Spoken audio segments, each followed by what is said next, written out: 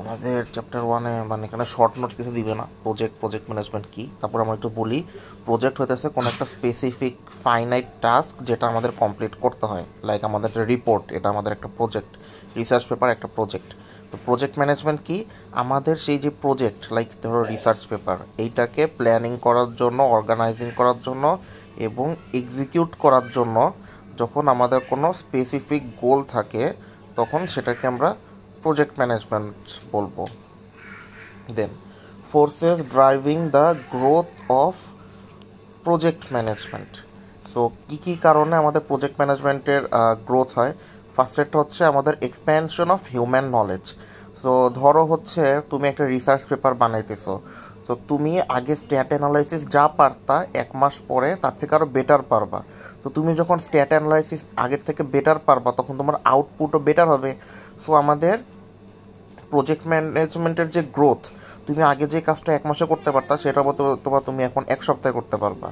So এই জিনিসটা continuously grow করবে। দেন হচ্ছে global demand for goods and services.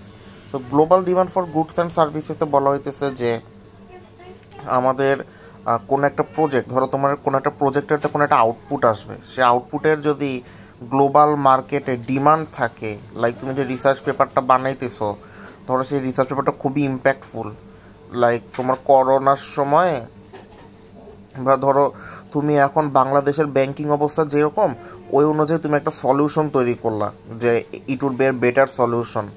So এই সলিউশনটা আমাদের জন্য কি হচ্ছে, আমাদের এটার গ্লোবাল ডিমান্ড আছে। আর এই ডিমান্ডের কারণে যত তুমি দেখবে যে এটা খুবই ডিমান্ডিং, তো তখন তোমার কি হবে, তুমি এটা ইফোর্ট দিতে চাবা, তোমাকে গভর্নমেন্ট থেকে টাকা দিবে, রিসার্চ অ্যান্ড ডেভেলপমেন্টের জন্য টাকা পয়সা দেওয়া হবে। সো তোমার এটা গ্রোথ বেশি হবে প্রজেক্ট ম্যানেজমেন্টের। Global competition. সো গ্লোবাল কম্পিটিশনের ক্ষেত্রে যখন তুমি একটা প্রজেক্ট, ধরো তুমি একটা প্রোডাক্ট বানাইতেছো, সেইখানে যদি কম্পিটিশন না থাকে তুমি তো তোমার মতো হ্যান ত্যান করে বানায় ফেলবা। কিন্তু যখন সেখানে কম্পিটিশন থাকবে তখন তোমাকে অনেক ভেবে চিন্তা করতে হবে, তোমাকে কস্ট কাটিং করতে হবে, বেস্ট কোয়ালিটি দিতে হবে, আবার হচ্ছে তোমাকে অনেক কিছু বেটার প্রোভাইড করতে হবে যেন তুমি মার্কেটে টিকে থাকতে পারো। সো এগুলো যখন তুমি করবা তখন তোমার কী হবে, প্রজেক্ট ম্যানেজমেন্ট বা তোমার যে প্রোডাক্ট ম্যানেজমেন্ট, ধরো আমরা, তোমার সেই প্রোডাক্ট ম্যানেজমেন্টের যে গ্রোথ সেটা বৃদ্ধি পাবে। এটা দরকার নাই। ওকে, 3 কি প্রজেক্ট অবজেক্টিভ, এটাও দরকার নাই। আমরা পড়বো হচ্ছে triple constraint in project management. Triple constraint হচ্ছে আমাদের একটা হচ্ছে টাইম, একটা হচ্ছে মানি, একটা হচ্ছে স্কোপ। সো টাইম, আচ্ছা ট্রিপল কনস্ট্রেন্টটা কি, এইটা হচ্ছে আমাদের প্রজেক্ট ম্যানেজমেন্ট ট্রায়াঙ্গেল বলে, যেটা হচ্ছে আমাদের একটা প্রজেক্টের সাকসেসের জন্য যে 3টা থাকা আমাদের আবশ্যক। প্রথমটা হচ্ছে টাইম। টাইমের ক্ষেত্রে বলা হচ্ছে যে আমাদের প্রজেক্ট যে ডেডলাইন, তোমাকে রিপোর্টের যে ডেডলাইন দেওয়া আছে সেই ডেডলাইনের মধ্যেই তোমাকে কাজ শেষ করতে হবে। আর তুমি যত তাড়াতাড়ি শেষ করবা সেটা তোমার খরচও বাড়াবে, মানে খরচও কমাই দিবে, আবার কোয়ালিটিও এনহ্যান্স করবে।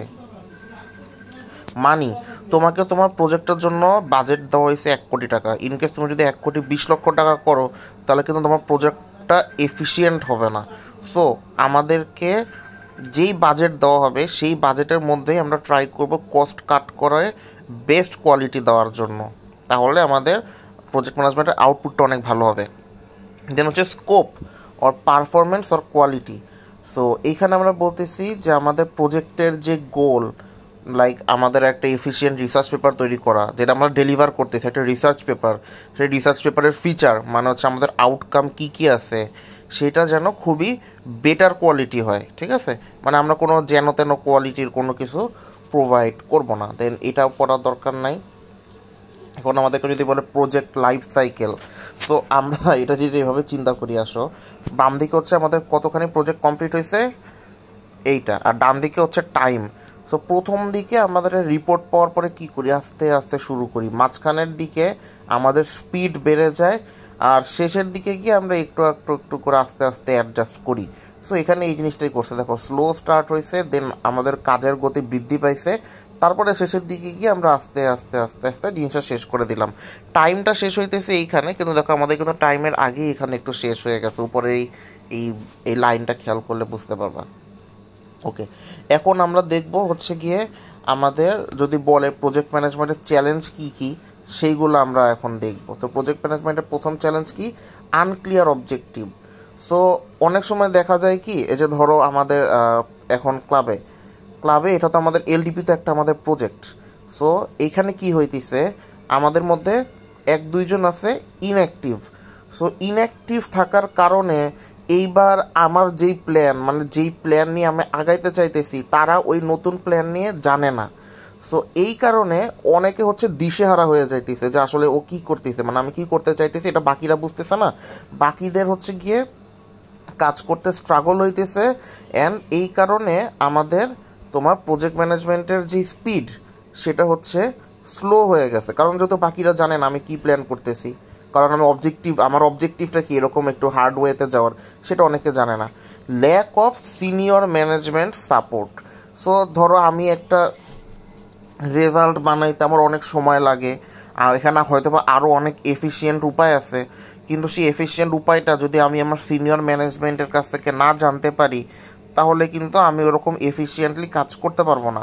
সো আমাদের সিনিয়র ম্যানেজমেন্টের সাপোর্ট যদি আমরা না পাই, তাহলে আমাদের সেটা একটা চ্যালেঞ্জ। দেন হচ্ছে project in lack of effective project coordination. এখন একটা প্রজেক্টে তোমার অনেক ডিপার্টমেন্ট থাকে, marketing department, management department, finance, accounting department. So সবাইকেই কিন্তু ওই প্রজেক্টটা নিয়ে কাজ করতে হইতেছে। অ্যাকাউন্টিং ডিপার্টমেন্ট প্রজেক্টের কত খরচ হবে না হবে এগুলা দেখবে। ফাইন্যান্স ডিপার্টমেন্ট সেই প্রজেক্টটাতে হচ্ছে আমাদের আইআরআর, এনপিভি, পে ব্যাক এগুলো যা আছে, আমাদের ফাইন্যান্সিং কেমনে করবে এগুলো দেখবে। মার্কেটিং টিম সেই প্রজেক্টের আউটপুটটাকে সেল করার ট্রাই করবে। ম্যানেজমেন্ট টিম হচ্ছে পুরা ডিপার্টমেন্টগুলোকে এফিশিয়েন্ট রাখবে।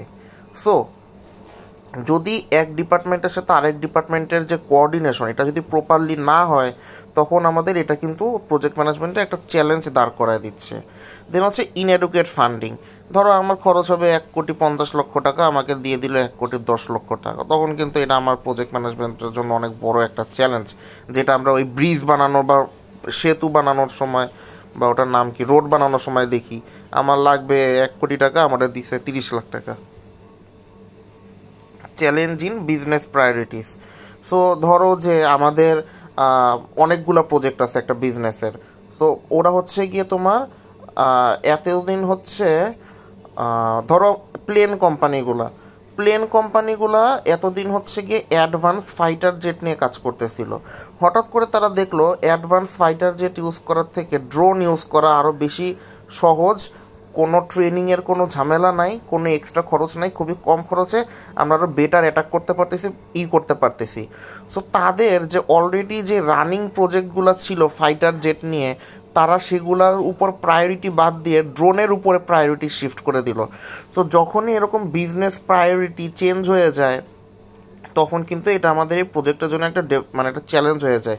কারণ ফাইটার জেটের যেই তোমার ছিল, মানে ফাইটার জেটের যেই প্রজেক্টটা ছিল, সেটার থেকে তারা দেখছে ড্রোনেরটা আরও বেশি লাভজনক। সো এটাও একটা চ্যালেঞ্জ আমাদের প্রজেক্ট ম্যানেজমেন্টে। দেন অরিজিনাল অ্যাজামশন ইনভ্যালিড, এটা পড়ার দরকার নেই, আমরা হার্ডগুলো অ্যাভয়েড করব। দেন হচ্ছে ইনএফেক্টিভ টিম। তো তুমি যেই টিমের সাথে কাজ করতেছো প্রজেক্ট ম্যানেজমেন্টে, সেই সেই টিম যদি খুবই, হ্যাঁ আরেকটা ভিডিও আছে, সেই টিম যদি খুব একটা আনমোটিভেটেড হয়, বা যদি তারা যদি স্কিলড না হয়, তখন কিন্তু সেইটা আমাদের জন্য একটা চ্যালেঞ্জ। দেন হচ্ছে lack of effective communication process. এখন ধরো টিমের মধ্যে অনেকে ইন্ট্রোভার্ট আছে, অনেক কিছু বলতেছে না। যেরকম গভর্নিং বডিতে তারা হচ্ছে গিয়ে চাইতেছিল যে মেইল যাবে, আর মানে রেজাল্ট মেইলে যাবে সবার, আর আমি চাইতেছিলাম যে রেজাল্ট পেজ থেকে পোস্ট যাবে। সো এই দুই পার্টি, প্রেসিডেন্সিয়াল প্যানেল আর গভর্নিং বডির মধ্যে প্রপার কমিউনিকেশন করে নাই। সো এটা কিন্তু আমাদেরকে প্রায় 3 দিন পিছায় দিছে। সো এই ইফেক্টিভ কমিউনিকেশন না থাকার কারণে আমরা কিন্তু আমাদের থেকে 3 দিন পিছায় গেছি। সো এটাও আমাদের জন্য একটা চ্যালেঞ্জ। ওকে, এখন আমরা দেখব যে আমাদের কি কি কারণে আমাদের প্রজেক্ট সাকসেস হয়। প্রথমটা হচ্ছে কোঅর্ডিনেশন অ্যান্ড রিলেশন। সো আমাদের সব টিম মেম্বারদের মধ্যে যদি কোঅর্ডিনেশন অ্যান্ড রিলেশন যদি ভালো হয়, তখন কিন্তু আমরা কোনো খুবই ইফেক্টিভ একটা প্রজেক্ট আউটপুট দাঁড় করাইতে পারবো। যেরকম আমাদের প্রেসিডেন্সিয়াল প্যানেলের মধ্যে সবার মধ্যে খুবই ফ্রেন্ডশিপ ভালো, সো আমরা হচ্ছে গিয়ে জগন্নাথ ইউনিভার্সিটিতে ফার্স্ট টাইম জব ফেয়ার নামাইতে পারছি, এর আগে কেউ পারে নাই। দেন হচ্ছে adequacy of structure and control, so a well defined project framework. So যদি আমি আমার প্রজেক্টে কী করতে চাইতেছি, অবজেক্টিভ কী, কে লিডারশিপ হবে, কে ডিসিশন দিবে, কে অ্যাকাউন্টেবল থাকবে, এইগুলো আমি স্ট্রাকচার যদি সবাইকে জানাই দিই, তাহলে কী হবে, আমার জিনিসটা অনেক ওয়েল স্ট্রাকচার থাকার কারণে আমার প্রজেক্ট ম্যানেজমেন্টটা অনেক এফিসিয়েন্ট হবে। Project uniqueness, importance and public exposure. So যেই প্রজেক্টগুলো অনেক হাই প্রোফাইল, সেগুলো হচ্ছে অনেক সময় অনেক কেয়ারফুল প্ল্যানিং বা এক্সিকিউশনের দরকার হয়। সো যখন এরকম হাই প্রোফাইলের জন্য যখন আমরা অনেক কেয়ারফুলি কাজ করি, তখন এটা আমাদের প্রজেক্টটাকে একটা সাকসেসফুল লেভেলে নিয়ে যায়। দেন হচ্ছে success criteria, salience and consensus. When all stakeholders agree on what defines success, like timeline, cost of equity, the project has a clear direction. So দেখা যায় কি, এক একজন বলে যে ভাই আমরা যদি আমাদের কস্ট অফ ক্যাপিটাল কমাইতে পারি তাইলে লাভ, আরেক দল বলবে না ভাই আমরা যদি বেশি সেল করতে পারি তাইলে লাভ, আরেকজন বলবে না ভাই আমরা যদি বেশি উৎপাদন করতে পারি তাইলে লাভ। সো এক একজন কী বলতেছে, এক এক ধরনের মতামত দিচ্ছে। কিন্তু ধরো সবাই বলল কি যে না আমাদের এই টাইমের মধ্যে শেষ করতে পারলে আমাদের জন্য বেস্ট, বা এই খরচের মধ্যে শেষ করতে পারলে আমাদের জন্য বেস্ট। তো তখন কি হবে, যখন সবারই গোলটা সেম হয়ে যাবে, তখন আমাদের প্রজেক্ট ম্যানেজমেন্টের সাকসেস আর কেউ আটকাইতে পারবে না। এরপর হচ্ছে initial over optimism and conceptual difficulty. So over estimating capabilities or underestimating challenge can lead to unrealistic goals and difficulties and execution. So project যখন আমরা করব, তখন ধরো আমরা চিন্তা করলাম যে আমার আমার যে টিম আছে সেই টিম কাজ করতে পারে 100 টাকার, কিন্তু আমি বললাম ভাই আমরা 500 টাকার কাজ করতে পারবো। তো তখন কী হইতেছে, আমাদের তো সেই ক্যাপাসিটি নাই, সেই ক্যাপাবিলিটি নাই সেটা করার, তখন কিন্তু আমরা একটা চ্যালেঞ্জের মধ্যে পড়ে যাব। সো যখনই আমরা কাজ করতে যাব, তখন আমাদের সেই কাজের ক্যাপাবিলিটি আছে কি না, বা আমরা নিজেদেরকে ওভার ভ্যালু করতেছি কি না, বা আমরা নিজেদেরকে আন্ডার ভ্যালু করতেছি কি না। আন্ডার ভ্যালু কীরকম, যে আমাদের ক্যাপাবিলিটি আছে 500 টাকার, কিন্তু আমরা ভাবতেছি আমাদের ক্যাপাবিলিটি 100 টাকার। সো এটাও কিন্তু, এটা যদি আমরা না করি তখন কিন্তু আমাদের এটা সাকসেস হবে project management. Internal capabilities build up. So আমাদের ইন্টারনাল যে টিম আছে তাদেরকে যদি আমরা বিভিন্ন ট্রেনিং দেই, রিসোর্স দেই, ইনসেনটিভস দেই, তাহলে কী হবে, তাদের ইন্টারনাল যে ক্যাপাবিলিটি কাজের সেটা বৃদ্ধি পাবে, এবং ফাইনালি কিন্তু আমাদের আউটপুটটা অনেক ভালো হবে।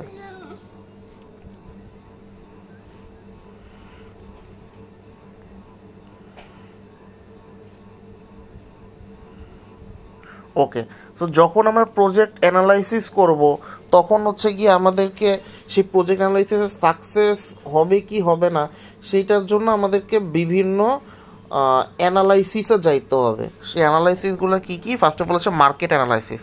মার্কেট অ্যানালাইসিসে আমরা গিয়ে দেখব যে আমাদের যে প্রজেক্টের যে আউটপুট, লাইক ধরো প্রোডাক্ট, সেটার কোনো মার্কেট ডিমান্ড আছে কি না, সেই প্রোডাক্টের মার্কেট কম্পিটিশন কীরকম, কাস্টমাররা চায় কি না, মার্কেটে প্রাইস কীরকম। এই অ্যানালাইসিসগুলো করে আমাদেরকে হচ্ছে দেন মার্কেটে নামতে হবে।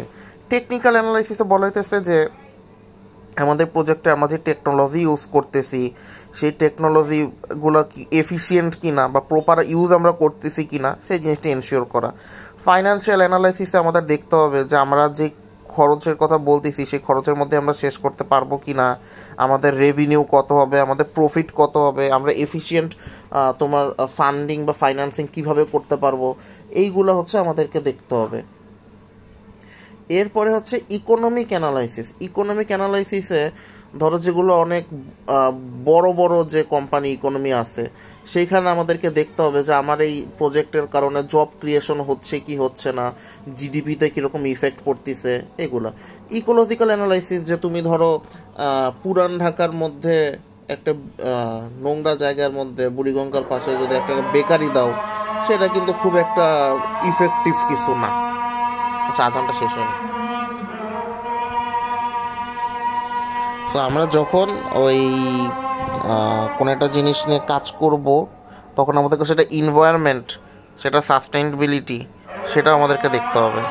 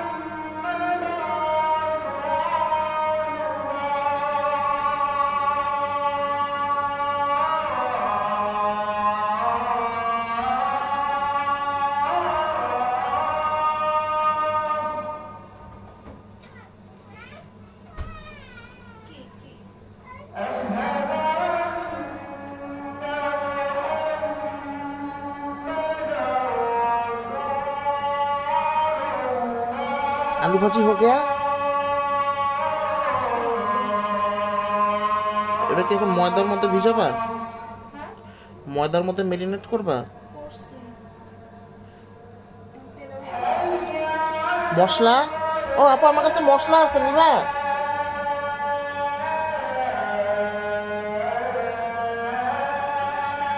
হ্যাঁ ওরিকা ওরিকা ইতালিয়ান সিজনিং আচ্ছা ওটা বানানোর পরে উপরে দিয়ে দিও হ্যাঁ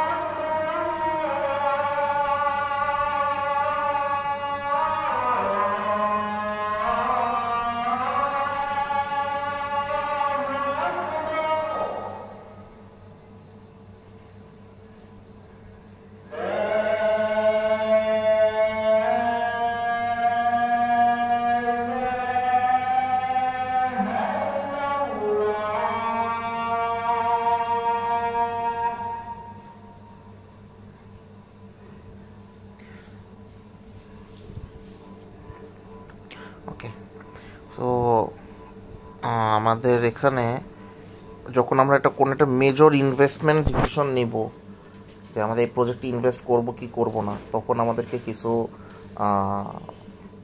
সেভারাল ফ্যাক্টরসের ভিতরে দিয়ে যাইতে হবে ফার্স্ট অফ অল হচ্ছে ইনভেস্টমেন্ট স্টোরি সো এইখানে আমরা আমাদের ইনভেস্টমেন্টটা কেন করতেছি এখান থেকে আমরা কী কী বেনিফিট পাবো এই জিনিসগুলা উল্লেখ করব রিস্কের ক্ষেত্রে আমরা বলবো যে এখানে ইনভেস্ট করার জন্য আমাদের পটেনশিয়াল রিস্ক কী কী থাকতে পারে like market fluctuation operational challenge এগুলা আমরা যখন ক্যাশ ফ্লো নির্ধারণ করব তখন আমাদের সেই ক্যাশ ফ্লোগুলো অবশ্যই ডিসকাউন্টিং করতে হবে এরপরে যখন ফাইন্যান্সিং করব তখন আমাদের ফাইন্যান্সিং কি ডেট ফাইন্যান্সিং ভালো হবে নাকি ইকুইটি ফাইন্যান্সিং ভালো হবে নাকি দুইটার কম্বিনেশনে কোনো একটা অপটিমাল কিছু পাবো সেই জিনিসগুলো এনশিওর করতে হবে সো ইম্প্যাক্ট আমাদের ইপিএসের উপরে এই ইনভেস্টমেন্টের কারণে কী ধরনের ইম্প্যাক্ট পড়বে বাড়বে না কমবে সেটা দেখব দেন আমাদের অপশনসে বলা হচ্ছে যে আমাদের ইনভেস্টমেন্টের জন্য কোনো বেটার অল্টারনেটিভ যদি থাকে এই ইনভেস্টমেন্টের থেকে যদি অন্য কোনো বেটার ইনভেস্টমেন্ট অপরচুনিটি যদি থাকে সেইটা আমাদের চুজ করা উচিত হবে না কেন সেই জিনিসটা মেনশন করা আমাদের ক্যাপিটাল বাজেটিংয়ের কিছু কমন উইকনেস আছে ফার্স্ট অফ অল হচ্ছে poor alignment between strategy and capital budgeting এখানে বলা হচ্ছে যে আমাদের যে ইনভেস্টমেন্ট সেটা হচ্ছে আমাদের কোম্পানির যে লং টার্ম গোল আছে সেটাকে সাপোর্ট নাও করতে পারে সো এটা কিন্তু আমাদের জন্য একটা প্রবলেম দেন হচ্ছে ডেফিসিয়েন্সিস ইন অ্যানালাইটিক্যাল টেকনিক্স আমরা যেগুলো দিয়ে আমাদের অ্যানালাইসিসগুলো করতেছি সেখানে আমরা অনেক কিছু মিস করে যাইতে পারি লাইক রিস্ক মিস করে যাইতে পারি ডিসকাউন্টিং মিস করে যাইতে পারি তো এগুলো কিন্তু আমাদের অ্যানালাইটিক্যাল প্রসিডিউরে অনেক বিগ ফ্লস তো এইগুলো কিন্তু একটা প্রবলেম দেন হচ্ছে আমাদের কম্পেনসেশন আমাদের যদি আমাদের যে এমপ্লয়ি আছে তাদেরকে যদি আমরা ইন্টেনসিভ না করি তাহলে কিন্তু আমরা তাদের থেকে ম্যাক্সিমাম আউটপুটটা পাবো না সো তাদেরকে আমাদের একটা ইনসেন্টিভ দিতে হবে তারপর হচ্ছে রিভার্স ফাইন্যান্সিয়াল ইঞ্জিনিয়ারিং তো রিভার্স ফাইন্যান্সিয়াল ইঞ্জিনিয়ারিং কি manipulating financial models to justify a pre decided investment rather than objectively assessing its value so ধরো যে তোমার কাছে 5টা ইনভেস্টমেন্ট অপরচুনিটি আছে এই 5টার মধ্যে একটা অবস্থা খুবই খারাপ কিন্তু সেই কোম্পানি থেকে এসে বলল যে আপনি আমাকে আমার এখানে ইনভেস্ট করেন, বিনিময়ে আমি আপনাকে 50 লাখ টাকা ঘুষ দিব। তো তোমাকে তো তোমার বোর্ড অফ ডিরেক্টরের গিয়ে তোমাকে তো প্রজেক্ট প্রেজেন্টেশন দিতে হবে যে আপনি কোনটাকে কেন চুজ করতেছেন ফাইন্যান্সিংয়ের জন্য। তো তখন আপনি কি করবেন, আপনি জিনিসটাকে এমনভাবে ম্যানিপুলেট করবেন যাতে কেউ নাই ধরতে পারে। ধরেন আপনি এক্সেলে কোনো একটা জায়গায় ছোটো করে ডিজিট চেঞ্জ করে দিলেন, ফর্মুলাতে কোনো চেঞ্জ নিয়ে আসলেন যেখানে ধরার কোনো উপায় নাই। সো এইগুলোকে বলি আমরা রিভার্স ফাইন্যান্সিয়াল ইঞ্জিনিয়ারিং, যে আপনার ফাইন্যান্সিয়াল যে মডেল আছে, যে মডেলটা আপনি যখন স্ট্যাটা বা এসপিএসএসে কাজ করবেন তখন জিনিসটা আপনার কাছে আরও ক্লিয়ার হয়ে যাবে যে ওইখানে আমরা আসলে কীভাবে এই 2 নাম্বারিটা করি। তো দেন হচ্ছে weak integration between capital budgeting and expense budgeting. আমরা যখন ক্যাপিটাল বাজেটিং করি যে আমাদের এইটা লাগবে, তখন কিন্তু আমাদের এক্সপেন্স বাজেটও করতে হয় যে আমরা এই সেক্টরের জন্য হাইয়েস্ট এত টাকা পর্যন্ত খরচ করতে রাজি আছি। সো দুইটার মধ্যে যদি ডিফারেন্স, আমার ক্যাপিটাল আমি নিতেছি 20 কোটি টাকা আর এক্সপেন্স বাজেটে গিয়ে আমি খরচ করতেছি 25 কোটি টাকা, তাহলে তো হবে না। এরপরে ইনএডুকেট পোস্ট অডিটসে বলা হইতেছে আমার কাজ শেষ হয়ে যাওয়ার পর যখন আমি অডিট করব, সেই অডিটটা যদি আমার প্রপার ওয়েতে না হয়, সেখানে যদি ভুল টুল থাকে, তাহলে কিন্তু এটা আমার প্রজেক্ট ম্যানেজমেন্টের জন্য বা আমাদের ক্যাপিটাল বাজেটিং ডিসিশনের জন্য খারাপ। এবং এগুলো আমাদের কিছু কমন উইকনেস।